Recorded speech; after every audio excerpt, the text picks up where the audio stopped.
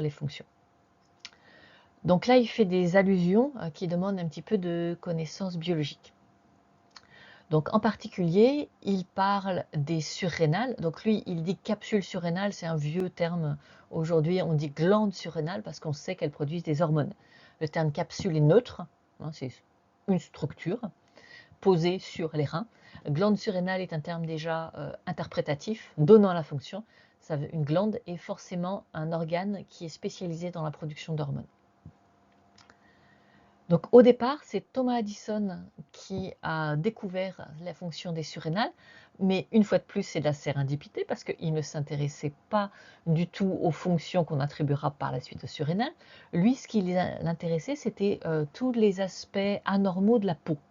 Il était passionné par ça, et donc il a décrit une hyperpigmentation particulière, et auquel son nom a désormais été associé, qu'on appelle la maladie bronzée d'Addison, et qui était associée à une hypotension. Ça veut dire que la tension artérielle est très faible.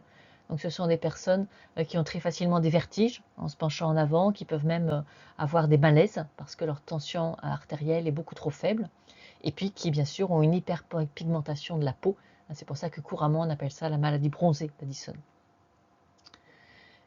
Et plus tard, on a découvert que tous ces symptômes s'expliquaient par la production d'hormones. Donc je vais définir hormone. Pour qu'une molécule soit une hormone chez un animal, il faut que ce soit une molécule qui passe dans le sang, obligatoirement dans le sang, et qui agisse à distance sur des organes cibles. Et on a prouvé que les hormones qui faisaient cette hypotension et cette hyperpigmentation étaient produites par les surrénales. Donc les surrénales, elles se divisent en deux parties. Vous avez donc l'extérieur, le cortex, donc on appelle ça les cortico-surrénales, et puis la partie centrale, médulaire, donc on appelle ça les médullo-surrénales. Ça peut paraître une distinction technique, mais en fait elles n'ont pas du tout la même fonction. Et donc, en étudiant les fonctions, on a fini par découvrir que les surrénales étaient en fait un organe double, un organe mixte. Petite parenthèse pour les BCPST, c'est parce qu'elles ont une double origine embryologique, c'est deux vésicules différentes qui s'associent, et c'est pour ça qu'on a des fonctions aussi différentes. Donc, ce qui cause la maladie bronzée d'Addison, c'est un défaut de sécrétion de ce qu'on appelle les glucocorticoïdes. Donc, c'est-à-dire, ce sont des hormones hydrophobes basées sur le noyau cholestérol qui contrôlent la concentration en glucides, le plus célèbre d'entre eux étant le cortisol. Et puis, ce qui va faire une autre partie des symptômes, c'est qu'il y a aussi production de ce qu'on appelle les minéralocorticoïdes, donc toujours des hormones stéroïdes, mais qui contrôlent la concentration en ions dans le sang, en particulier la concentration en sodium. Donc tout ça, la plus célèbre d'entre elles pour les biologistes, c'est ce qu'on appelle l'aldostérone qui contrôle la concentration en sodium. Et donc quand il n'y a pas assez de sodium dans le sang, il y a une diminution du volume de sang et ça va amener à une hypotension. La partie médulaire des surrénales est à elle devenue encore plus célèbre puisque les médulosurrénales, c'est ce qui produit l'adrénaline. Donc, comme hormone du stress, on entend parfois dire cortisol, parfois dire adrénaline. Il faut savoir de quel stress parle votre interlocuteur. S'il s'agit d'un stress de long terme, un stress chronique, en particulier tout ce qui est stress post-traumatique, là, on parle de sécrétion de cortisol.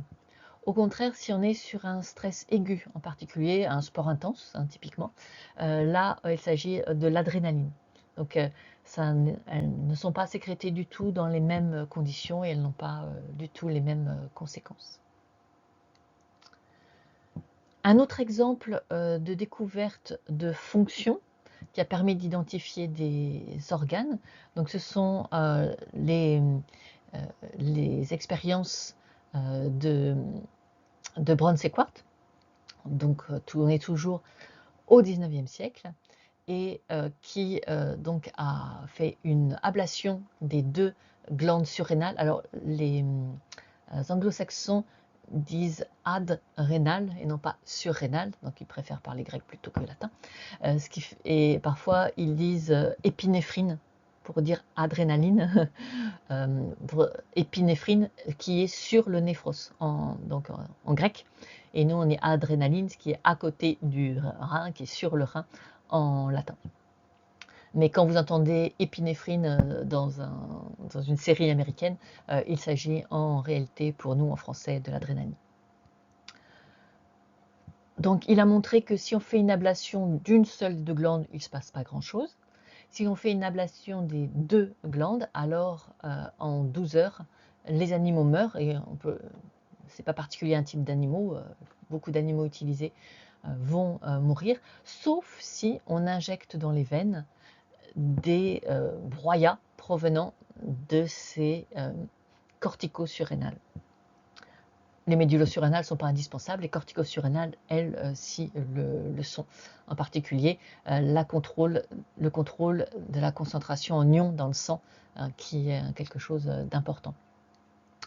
Et donc à partir de ça, il est effectivement arrivé à la notion d'hormone, comme le cite Canguilhem, c'est-à-dire qu'on peut considérer qu'une glande produit des hormones si on peut remplacer complètement sa fonction par un broyat de cet organe, parce que ça veut dire que ce qui agit dans cet organe, ce sont des molécules qui passent dans le sang. Et c'est ce qu'on fait avec le broyat, on prend les molécules, on les met dans le sang et on arrive à remplacer la fonction. Et donc là, on peut retrouver la fonction de cet organe en faisant une ablation. On voit ce qui est perdu, quelles sont les fonctions qui sont perdues. Donc ici en particulier, c'est le contrôle du volume sanguin et par là de la tension artérielle. Ce contrôle est complètement perdu et on peut le restaurer en injectant un broyat de l'organe. Alors, petite critique de biologiste, ce n'est pas si facile que ça a l'air comme ça. Là, c'est justement une présentation pédagogique que Canguilhem critique lui-même. Il faut injecter la bonne concentration de broyat au bon moment pour arriver à restaurer une fonction de contrôle aussi subtile que le contrôle du volume sanguin. Donc ce n'est pas si simple. Braun Séquard a eu en fait quand même beaucoup de chance dans ses expériences.